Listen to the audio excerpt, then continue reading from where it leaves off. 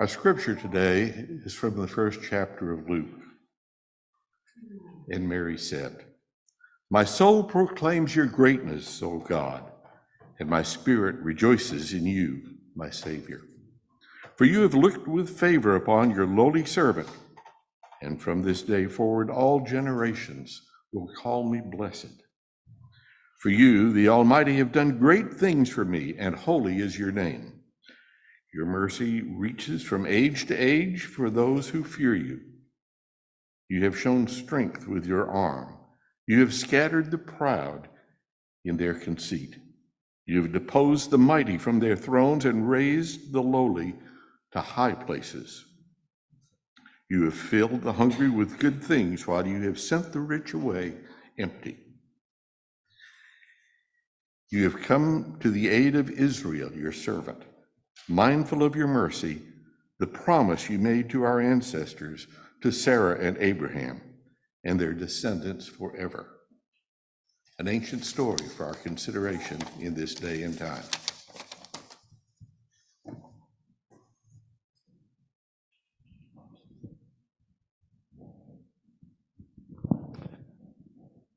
We had a midweek change of plans. That's not really the title of the sermon,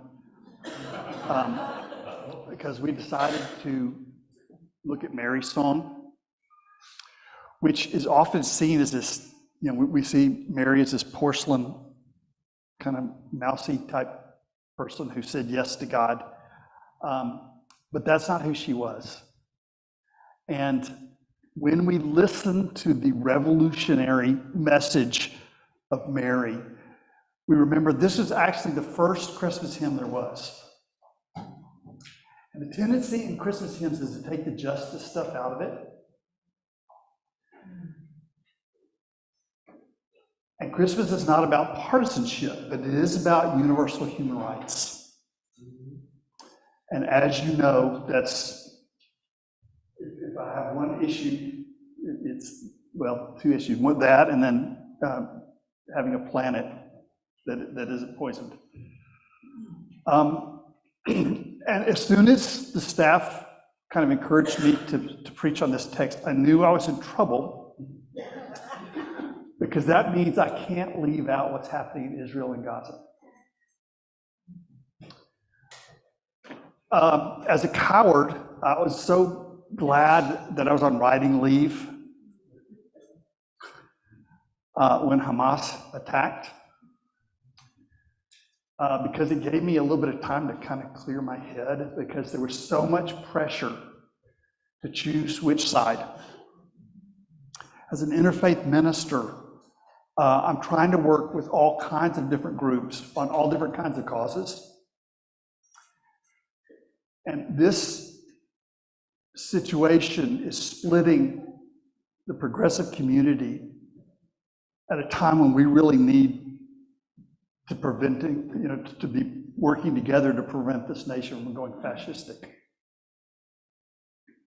But I absolutely understand how my friends from the Palestinian side, are deeply traumatized in a way that I've never experienced in my own life. So I'm in no position to judge, I'm sure, if I was a couple of generations away from being annihilated, possibly, in the Holocaust, that the war crimes that Hamas committed against Israeli people would take me to that place where I would completely be focused on the survival of my people, and I wouldn't be feeling a whole lot of concern for what's happening to somebody else. If you've ever experienced depression or trauma, you understand that you don't have the bandwidth to pick up what somebody else is going through. When you're deeply traumatized, you feel you have the copyright on pain. That's what it feels like. And it doesn't feel like anybody cares what you're going through. So when you have two groups of people who have every right to be traumatized, then those of us who are their friends on the other side of the ocean, we need to keep ourselves together. We don't have a right to go into that trauma. I believe that there will never be peace in Israel until there's justice in Gaza. Conversely, I don't believe there will ever be, at least in the foreseeable future, peace and justice in Gaza if there isn't peace in Israel. If Israel is afraid of annihilation, they're not going to be real big on human rights. And what allies of everybody over there need to remember is, like, the power is not equal. The power is vastly discrepant. The casualties are vastly discrepant.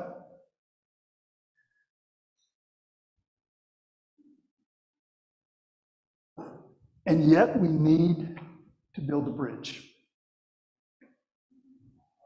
If that belief is correct, that there'll never be peace in Israel until there's justice in Gaza. If the assumption is correct that there'll never be justice in Gaza, at least in the foreseeable future, until there's peace in Israel, people come to more of a balanced view of things, then just choosing sides doesn't help anybody. We need to build a bridge. Now, I'm very aware that at the end of this sermon, I may have everybody hate me from whatever side you're on. Because again, when you're traumatized, you don't want to hear about pain anywhere else. It's just not human nature. But I have a little thing that I wear here. It's like a smudged up black kind of, I guess, bracelet. Not very manly, I guess, but it says one human family. And I believe that with all of my heart. But if I only preach it in times of peace,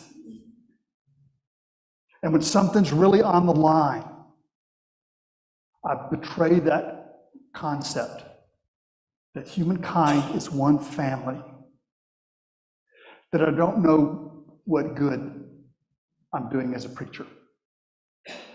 I believe the message of Christmas is intended for times of great strife,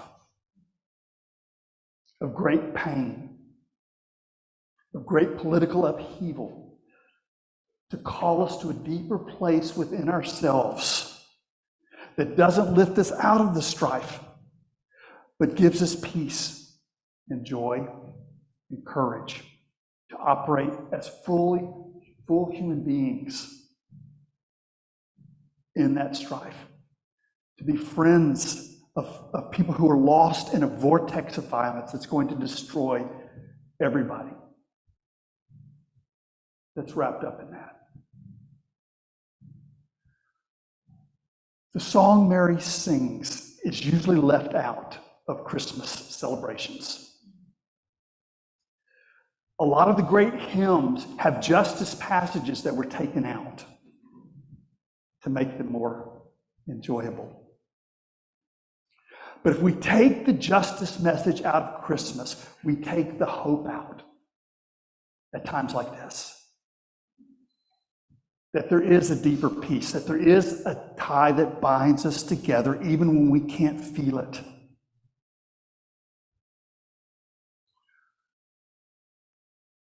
In Mary's song, I think she gives us a formula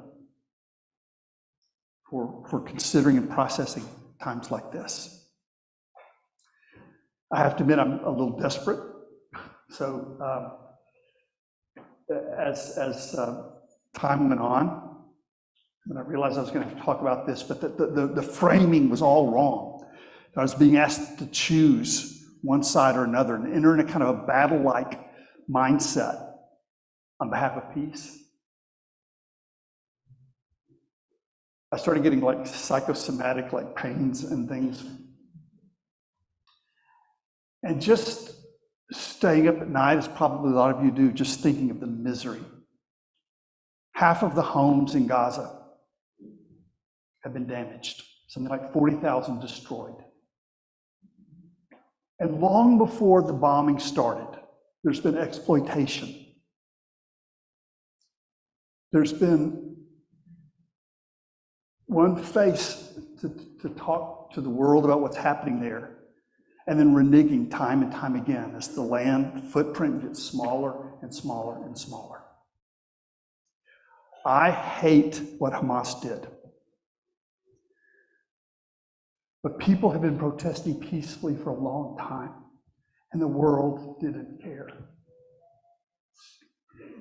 So, is there some way to balance that pain? We have to stand with the oppressed over and against the oppressor.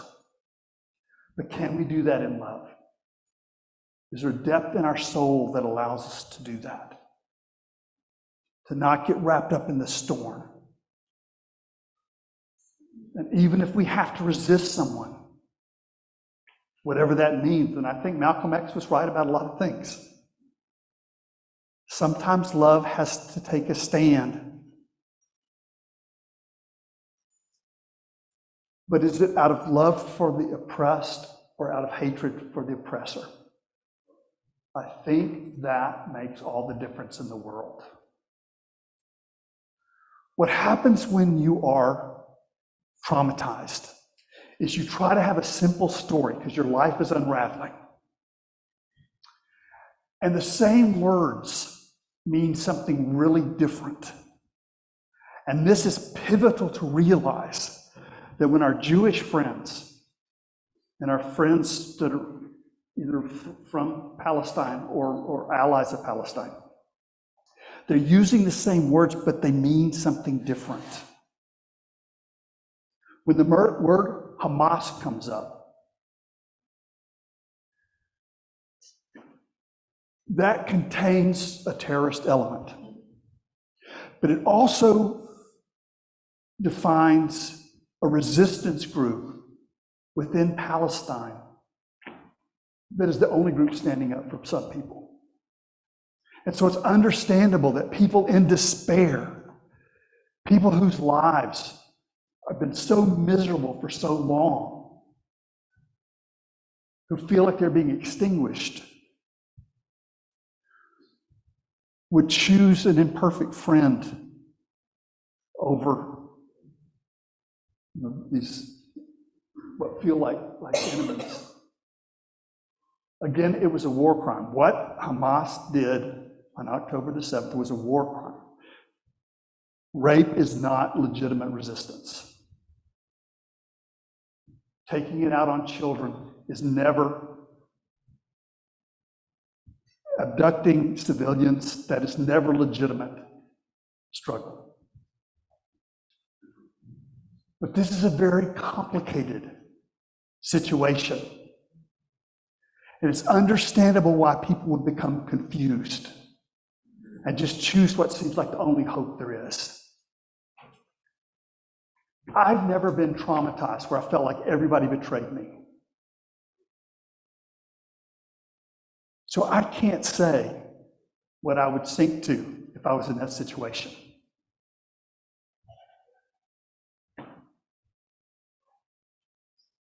The word Zionist, is not a helpful word because some Israelis mean by that God has given them the land, they can take whatever they want. But probably most just want Israel to want Jews to have a place that's safe. Can we negotiate on the terms, even calling for a ceasefire? For an Israeli who had just been attacked by Hamas, and they feel like Hamas has gone away, but they're still terrified to hear a request for a ceasefire could sound like leaving yourself vulnerable. But the problem is with the terminology. Most Jewish people, most Gazans, agree on 90%. I don't know any Gazans who like Hamas or what they did, but they like having a resistance group, have some hope that someday they'll be free. Gaza is an open-air prison. What goes in, what goes out is controlled. And it's half children.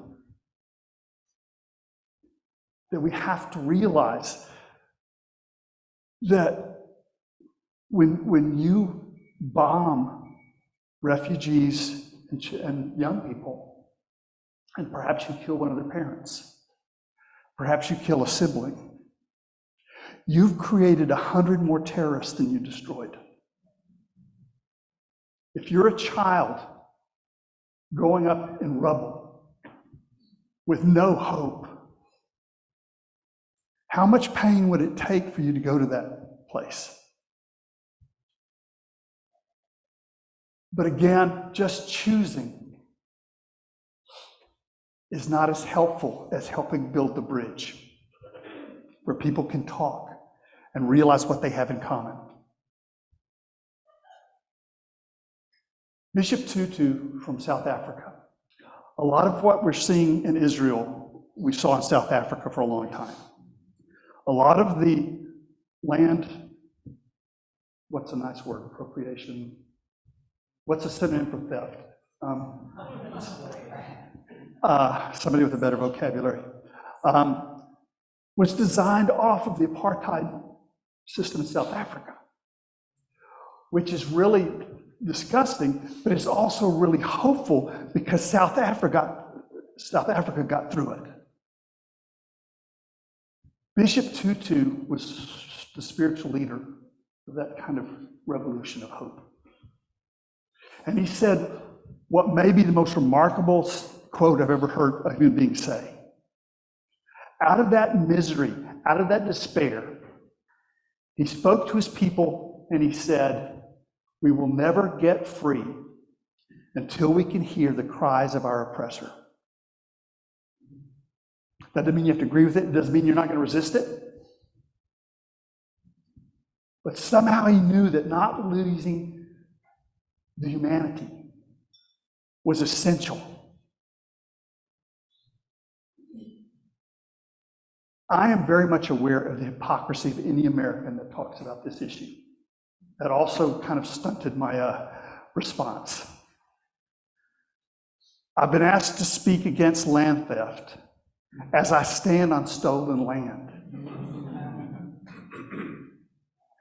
I've been asked to criticize violence in the Middle East when my country is the #1 purveyor of those weapons. Our economy is based on that. There is no more violent nation. There is no more terrorist nation than us. And we have such tunnel vision. Right now it's all Gaza. Nobody's talking about Yemen. Nobody's talking about Afghanistan.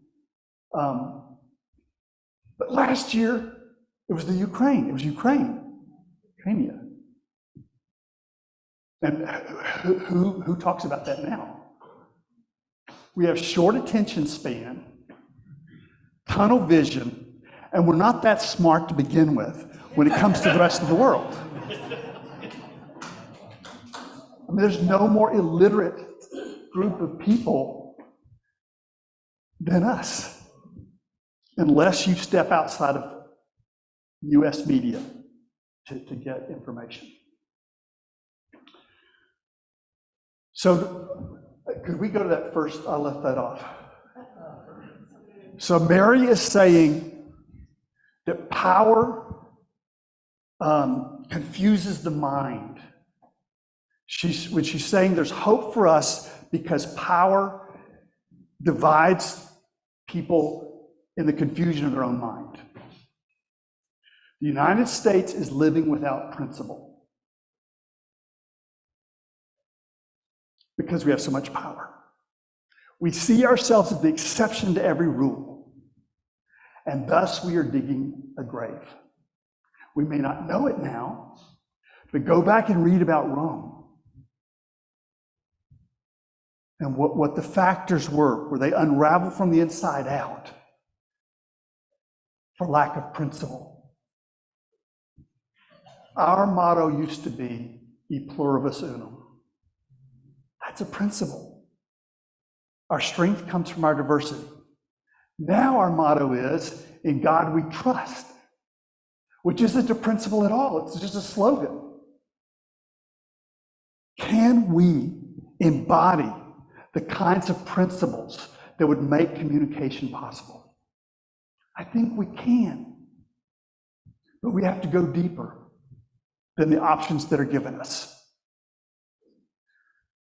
There needs to be a conversation. It needs to start here because the weapons are coming from here. I don't think we need to betray Israel, but I think we need to make aid conditional on how people in Gaza and the West Bank are treated. Israel's the only country I've ever gone to travel just to see the country. I love Judaism, I love all of that. At the same time, this is a problem where we can't let Gazans suffer alone.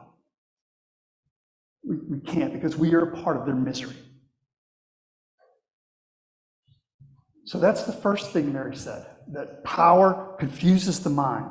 We speak languages, but we can't understand one another because we're using them in different ways. The word terrorist, I'll never forget, after 9/11, the FBI came to Austin, and they got a lot of the chaplains together. And one of the heads of the chaplains calls me and says, I think this is going to be really bad. And I went to the training, and it was really bad. For one thing, it's Christ-centered, which, if you're not Christian, is not that cool. Plus, it was so testosterone-driven. It said that when people are traumatized, what they want a lot of times is just to go up and hug them.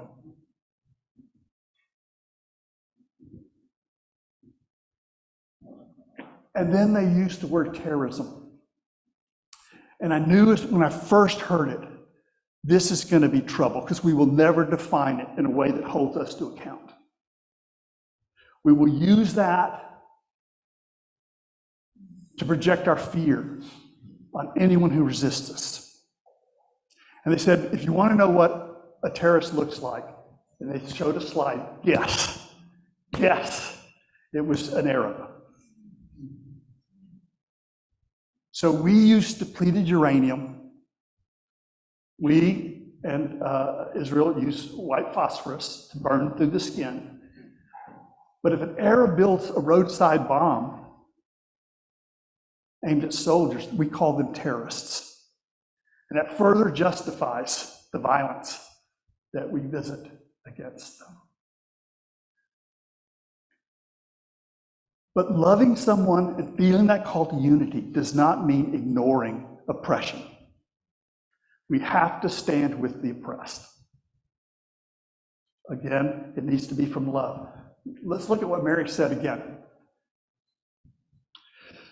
I don't know if that looks like your nativity scene.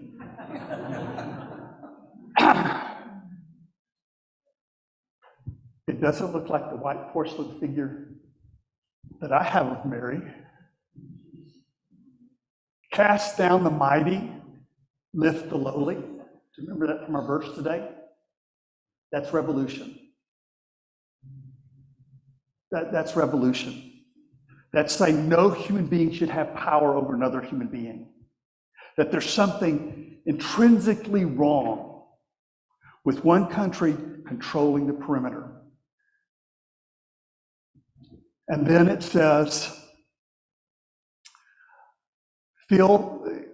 saying that God fills the hungry and sends the rich away. Now, I'm often accused of being partisan. I don't think I am, because I don't think human rights are partisan. I don't think the environment is partisan. And I also think that's my job. That's my freaking job. Right there. And I don't like it, and probably you don't like it. I don't like conflict. But if I don't do that, the word love means nothing. Love has to grow into justice to be real. If we take the politics out of Christmas, we take the hope out. It's not about angels sitting on the roof, right? I don't know if there were or not. But the point is that what the angels are singing, peace on earth, goodwill to all. See, that's the message of Christmas. Not to become Christian, but to become universally human. To become a good neighbor with people who are different. We are tearing the world apart because we identify as Christian, Jewish, Muslim, American, Israeli, Gaza. It's like we've got to start from our deep humanity. That's where the peace is going to come from. Human rights tell us that whoever has the most power in a situation like this has the most responsibility. If you've disarmed another country and you're controlling what comes in and out, and you say they're not a country, but then you bomb them as though they were an army from another country, that is a war crime. So you've got Hamas, I condemn that, that's a war crime. But over 18,000 people have been killed in Gaza alone. I grieve for the 1,000 plus that were killed in Israel. I grieve for them. But this isn't making that better. Hamas is a resistance group, and there's some insane people there, there's some criminals there, and that's what happens when you kick people in the teeth too long. They go crazy, and they just want to hurt you. So without having to hate anybody, without having to choose one side is right, the other side is wrong, we can become bridges for something better, I believe. I do not believe that the humanity of the Palestinians is understood very deeply in most places in the world. When you think there are terrorists in a tunnel underneath a hospital, you have every right to do a police action. Go into the tunnel, flush it out. What you don't have a right to do is to bomb a civilian hospital to get at what's in the tunnel. That's criminal. Let me put it this way. Al Capone was a criminal. He was a threat to this nation. So was the mob. But did you ever hear anybody recommend that the solution was to firebomb Chicago to get at him? No, and the reason is because you recognize the humanity of people in Chicago. If you'll bomb a hospital or a school to get at something underneath it, you have no sense of the humanity that is there. And again, it goes both ways. There's hate against Jews all over the world. That's part of what makes this so complicated. There are real dangers. Violence in the United States against Jews has exploded. But just choosing sides doesn't get anybody out of this impasse. No peace in Israel until there is justice in Gaza, I believe. Then the third thing I take from the song, and I'm actually remembering that we have the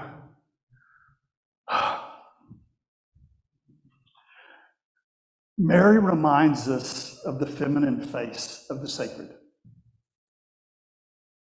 If our religion were more mature, we would have symbols that balance all aspects of our humanity when we talk about the sacred.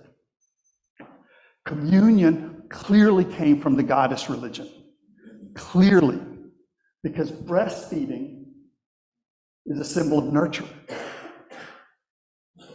eating the Son of God is cannibalism, right? This symbol of communion reminds us that the church started off when Jesus was executed, and yet there was hope and joy. We are in a very complicated political time. I don't have the answers, but I do know there's a place within us that's deeper, more profound, larger, that connects us with each other in ways that violence cannot reach, if we keep the violence out of our own heart. There can be peace, there can be joy. But what I want to suggest is Christmas has not happened in your heart if you don't care about health care for all people. But you've not understood what Christmas is about. Christmas has not happened in your heart if you think violence is the answer to the problems in the world. Christmas hasn't happened in your heart when you feel like dominating others makes you more important or stronger. This symbol of communion in the midst of execution reminds us that even in the storms of life, there's something that feeds our soul. And that's what Christmas is talking about.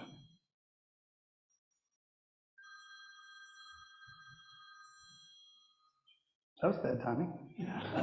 It's okay. It's okay. We're talking about peace in the stress. So when we look at the Middle East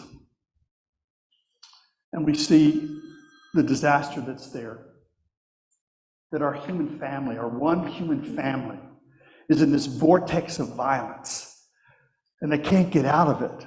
And they're so traumatized that even their speech separates them. We have no excuse who live in safety not to be the bridge for that. So that idea, no peace in Israel until there's justice in Gaza. No justice in Gaza until there's peace in Israel, tells us that the answer isn't just choosing sides. That's the problem. And the kind of militant language that comes more from our fear and our pain and our trauma. That even if we have to defend the weak against the strong, and sometimes we absolutely do, we have to defend the oppressed from the oppressor, that it makes all the difference in the world whether we do that out of hatred for the oppressor or out of love and concern for the oppressed. I want to close with one of the hymns. I mentioned that a lot of the justice stuff is taken out. On a holy night, oh holy night, it goes, truly, Christ has taught us to love one another. Christ's law is love, and Christ's gospel is peace.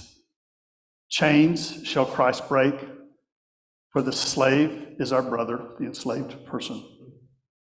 And in Christ's name, all oppression will cease. That's a justice passage in a holy night that gets taken out to make it more sparkly for Christmas. But this one speaks to me today, and I hope it speaks to you in your pain, your trauma, your concern about what's happening other places in the world. Remember the song. The point is not that there were angels, but that they were singing that song. Peace on earth, goodwill to all. And this is a verse in that great hymn. O ye beneath life's crushing load, whose forms are bending low, who toil along the climbing way with painful steps and slow, look now for glad and golden years come swiftly on the wing. O rest beside the weary road and hear the angels sing. Well, thank you for your kind attention. We'll take a moment for you to consider how you understand these words.